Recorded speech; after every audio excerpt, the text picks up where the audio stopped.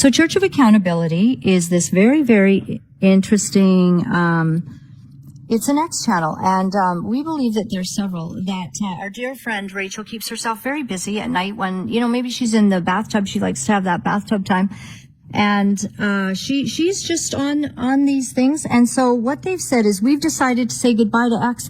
I had a feeling that was coming because I spent a really good amount of time 2 nights ago on X. You should go and read all my comments. And I asked them to please tell me why Joshua and Rachel are lying. Pete, why they're all lying. Something is still happening at Daystar. That much is undeniable. If the controversy were truly finished, if the questions had genuinely been answered, if the documented record had somehow been resolved by time and grief and public silence, then the videos would have stopped. The commentators would have moved on. The viewers would have found something else to discuss. But that is not what has happened. The questions have not stopped. The commentators have not gone away. And the people who built their entire public credibility on the promise of biblical transparency are still sitting in the middle of an accountability crisis they have yet to address in any verifiable or meaningful way. So let's talk about where things actually stand, not based on rumors, not based on online speculation, based on documented evidence, verified reporting, recorded conversations, expense receipts, police interview transcripts, and the public statements of the people directly involved. Because if there is going to be a serious conversation about what is happening at Daystar Television Network, it has to start with what can actually be established. And what can be established is more than enough to explain why this story has not ended. Before we move on, I'd like to ask you a small favor. If you appreciate this content, please take a second to like this video and subscribe to the channel. Over 99% of you watch the videos without subscribing. It costs you nothing, but it makes a huge difference to us. Thank you so much. Now back to the video. There is an account on X, formerly Twitter, called the Church of Accountability, or DOCA, as some have come to know it. It has been one of the more active voices in the online commentary surrounding the Daystar dispute, and its posts have engaged directly with the documented allegations against Rachel Lamb Brown, Joshua Brown, and Daystar leadership. The account recently announced it would be leaving X. That announcement came with an explanation. According to the account, critics on X aren't serious, that the accusations being made online are baseless, that the posts consist mostly of insults, memes, and unsubstantiated claims. The account said it was moving to a longer-form platform, perhaps YouTube, to allow for proper documentary evidence and analysis from qualified experts. Now that is an interesting move to watch, for more than one reason. Because the announcement itself is a kind of acknowledgement that the online conversation has real weight. People do not abandon a platform because the criticism there is meaningless. They abandon it because the pressure has become uncomfortable. Whether the criticism on X has been perfectly calibrated or not, the fact that the Church of Accountability felt compelled to address it publicly, to justify its departure, to dismiss critics as unserious, tells you something important. The story has traction, and the people who want it to go away know it. But here is what matters more than any social media announcement: the documented record. Because whatever you think about the tone of any given online comment, the documented record does not depend on tone. It depends on facts. And the facts in this case come not from anonymous X accounts or YouTube commentators producing memes. They come from the Roy's Report, the Fort Worth Report, police interview transcripts obtained through formal Freedom of Information Act requests, expense records verified against financial documentation, and audio recordings of actual board meetings. That is the evidentiary foundation of this story, and that foundation has not crumbled simply because Daystar's supporters would prefer it had. So what does the documented record actually say as of right now? It says that in August 2021, at a Daystar executive family retreat in Miramar Beach, Florida. So there's no allegations, nothing at this point. Then that summer, we go on the executive retreat. They call it just a family trip, but that's what it was. And one of the days, Pete comes up to me in the afternoon and just says, "Hey, I just want to let you know, your daughter walked in on me in the bathroom. I was fully naked. I was about to shower and she saw everything. Okay, I'm just letting you know." And he kind of was very defensive. And I just said, "Oh, okay. What do you do with that? I mean, we're all there. It could have happened. Okay." I go check on her and she's not really, she's fine. She seems okay. So I don't know. I don't think I even told Jonathan because I didn't really know what to do with it. Jonathan Lamb and his wife Suzy allege they found their 5-year-old daughter, referred to as Baby Lamb, in a state of undress in a bedroom with Josh Brown, Rachel Lamb Brown's husband. It says that Josh came downstairs from that bedroom repeatedly saying the words, "I'm sorry," up to 50 times, according to Jonathan's account. It says that Joni Lamb's own housekeeper, Silvia Torres Gonzalez, a woman who feared being fired for speaking at all, told Colleyville Police Detective Nick Garcia in a recorded February 2025 interview that she remembered Josh leaving breakfast and going upstairs, that she remembered hearing Suzy scream Jonathan's name, that she remembered Jonathan running upstairs, and that she remembered Josh coming back downstairs saying, "I'm sorry, I'm sorry, I'm sorry." The housekeeper also told the detective that she observed Josh kissing Baby Lamb in a pool at Johnny's home on a separate occasion, kissing her like a lot of kisses, like everywhere, motioning across the neck and face when asked to clarify. She said at the end of one portion of her interview, with audio removed and replaced by a loud tone, the interpreter repeated back the phrase, "not going to stop with her. It's an addiction." Silvia Torres Gonzalez was not a critic. She was not a YouTube commentator. She was Joni Lamb's own cleaning lady, and she was telling a detective that Suzy Lamb's version of events most closely matched what she remembered. Josh Brown has denied all of these allegations completely and forcefully. His police interview on March 14, 2025, conducted with his attorney Mark G. Daniel present, presents a different account of what happened that morning.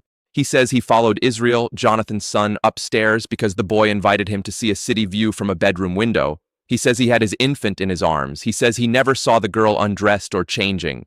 He says Jonathan's reaction was that of a man who had lost his ever-loving mind. He attributes the entire ordeal to Jonathan's desire to reclaim power at Daystar after his father's death. Those denials are on the record and must be stated clearly. Colleyville Police closed the case in March 2025, stating Baby Lamb had not made a legal outcry to authorities. They also stated they would reopen the case if she did. But here is what supporters of Josh and Rachel need to answer if they want to claim the matter is fully resolved. The forensic counselor brought in to properly assess what happened in 2021, Debbie Leonhardt, told Jonathan in November 2023 that Josh's assessment was never completed, that the portion of Josh's interview where he would have answered questions without his wife present was never conducted, that the forensic process Daystar's own pastoral counselor initiated was shut down by Marcus and Joni Lamb before it could reach a conclusion. Marcus Lamb told Jonathan that Josh had been cleared. Debbie Leonhardt told Jonathan that was not what her incomplete process could support. Jonathan did not manufacture that contradiction. He received it from the professional Daystar hired to conduct the assessment. That is not baseless. That is documented. And what did Daystar do when Jonathan pressed the issue? They did not sit down with him and work through the discrepancy. They escalated.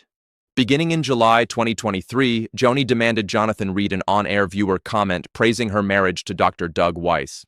Jonathan and Suzy declined. Within weeks, Suzy lost her co-hosting position. Jonathan was summoned to a meeting with Joni and church leader Jimmy Evans. Jonathan recorded that meeting. Audio later shared with the Roy's report documents Evans and Joni telling the couple more than 100 times to submit, with Evans reportedly describing Joni as the voice of God to Jonathan. Jonathan wrote to his mother afterward that the meeting had emasculated him, that she had mocked his leadership, and that she had told him his wife had no ministry of her own. Joni called that a mischaracterization. In November 2023, Jonathan saw on Daystar's security camera feed that the ministry's head of security, Shannon Kelly, opened the trunk of his company car and reached inside. A mechanic found a GPS tracker the following day. Shannon Kelly's own expense reports, obtained and verified by the Roy's report, show the trackers were purchased in October 2023. 2 years after the date, Daystar's assistant later claimed all company vehicles had been fitted with them. Daystar did not respond to multiple media inquiries asking when and why the device was placed in Jonathan's car. On November 16, 2023, Daystar's board met and pressured Jonathan to sign a non-disclosure agreement. Audio of that meeting is on the record.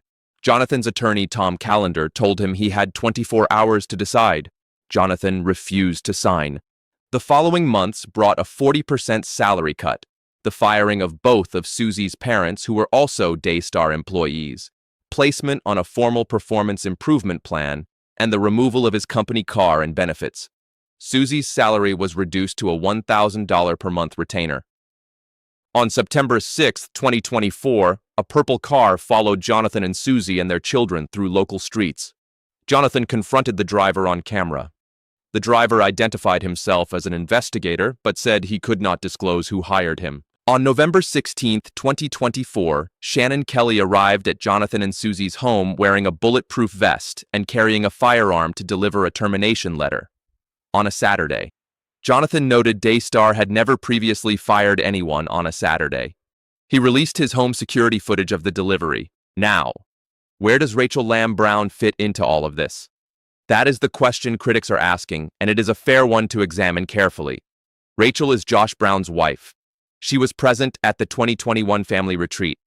She is now one of the most publicly visible representatives of Daystar television network, appearing in Daystar programming in the July 2026 Daystar blog's Leadership Communications, and most recently in the widely circulated photograph taken at Blair House in Washington, D.C., alongside Israeli Prime Minister Benjamin Netanyahu, her sister Rebecca, and she have been identified as part of Daystar's post-Joni leadership continuity. Critics argue that this visibility carries accountability expectations, particularly around what Rachel knew about the forensic assessment, what she knew about the suppression of Jonathan and Suzy's concerns, and what role, if any, she played in the institutional retaliation that followed.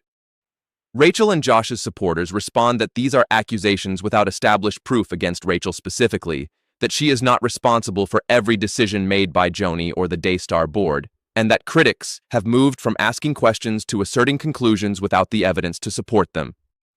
Both of those positions contain something true. The documented record is most specific in its indictment of Joni Lamb, Daystar's legal team, Shannon Kelly, and the board decisions made in 2023 and 2024. Rachel's individual role within those decisions has not been established with the same granularity. At the same time, Rachel is no longer simply a family member standing to the side. She is now a public representative of the institution at the center of all of this. And that distinction matters. When you take a photograph with a head of state and post it as a representative of a ministry, you are accepting the scrutiny that comes with that role. You do not get to claim the platform without accepting the questions the platform invites. Those questions were made more visible, not less, by what happened at Joni Lamb's funeral on May 13, 2026, at Gateway Church in the Dallas area. Joni died on May 7, 2026, at the age of 65. Reports indicate she had been battling bone cancer, though Daystar has not officially confirmed the cause of death. Jonathan was not called to his mother's bedside as she was dying, even though, according to Suzy's post on X, the family knew she was in her final hours and Jonathan was nearby. Jonathan learned of his mother's death from Daystar attorney Tom Callender. At the memorial service, Jonathan was the only Lamb child not invited to speak. The first person at the podium to even acknowledge Jonathan's presence was President Donald Trump. Jonathan and Suzy were seated to the far right of the stage, behind a camera that partially obstructed their view, separated from the rest of the family. No one from the Lamb family invited Jonathan to his mother's burial. After the service, Jonathan posted a tribute to his mother on social media. He wrote about her helping him move into his college dorm, about their backyard games, their Tetris battles, their intense Scrabble matches. He wrote, at the end of it always came back to her love for the Lord and her passion to see souls saved. That's the legacy she leaves with us. I love you, Mom. That tribute was written by a man who had just been seated behind a camera at his own mother's funeral, who had not been called to her bedside, who had not been invited to her burial, and who had spent the preceding 2 years watching a GPS tracker pulled from his car. Private investigators follow his family, and his in-laws lose their jobs because he refused to sign a document promising he would never speak about any of it. And then there was Jentezen Franklin's eulogy. Julie Roys of the Roys Report, who has covered this story from its earliest stages, described Franklin's message as one of the worst cases of spiritual abuse she had ever seen, placing it alongside Jimmy Evans, telling Jonathan in a recorded 2023 meeting that Joni was the voice of God. Franklin's central message, broadcast to Daystar's millions of viewers and clipped into at least 8 promotional reels posted by Daystar on social media, was essentially this: Joni was appointed by God. Daystar was appointed by God. To criticize those God anoints is to oppose God. Franklin said, and to criticize is the smallest size, especially when somebody's touching the world, especially when somebody's preaching Jesus in the city, Jesus in the streets, Jesus to the nations. Who do we think we are? He also said God told him to preach this message at Joni's funeral. That last claim is significant because it is designed to be unanswerable. If God told Jentezen Franklin to preach that Joni Lamb was above criticism at her own funeral, then any disagreement with that message becomes, by Franklin's framing, a disagreement with God.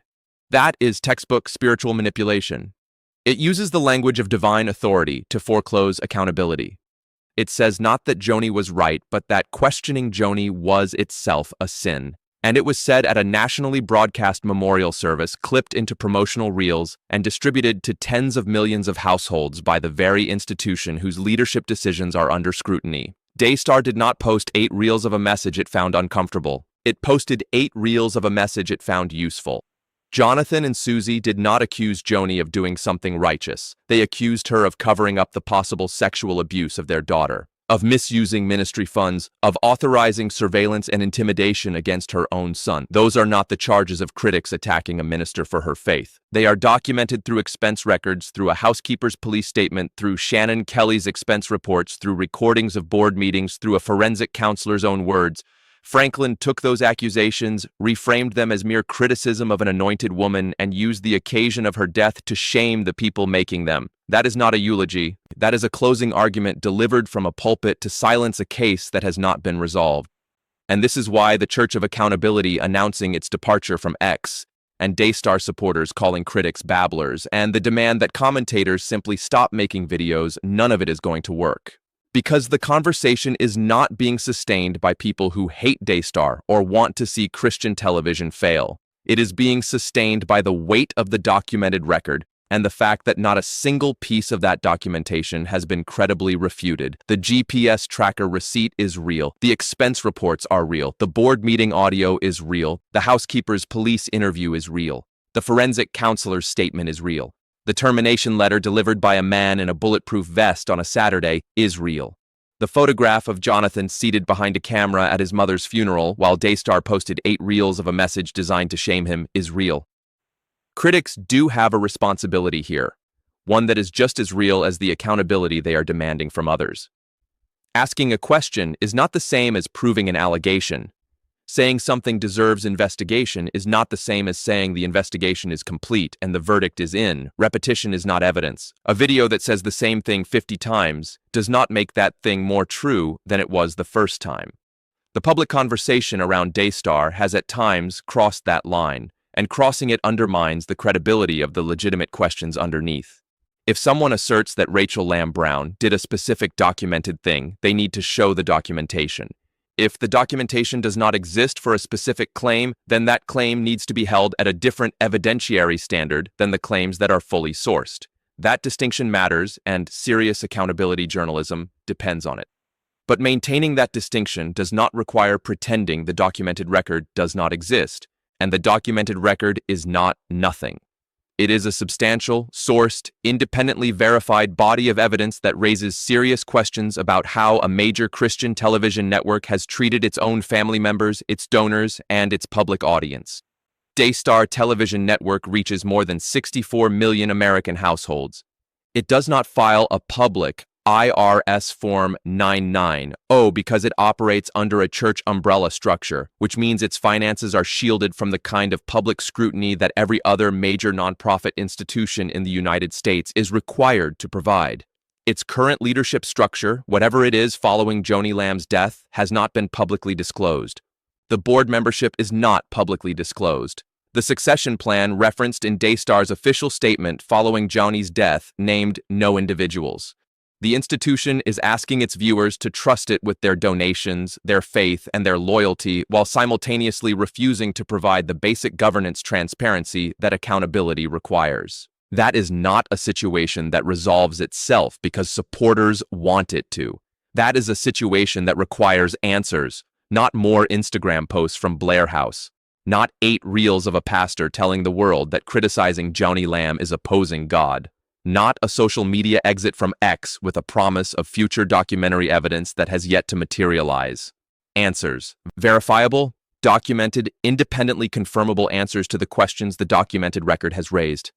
Rachel Lamb Brown did not create every part of this crisis. The decisions that built it span decades.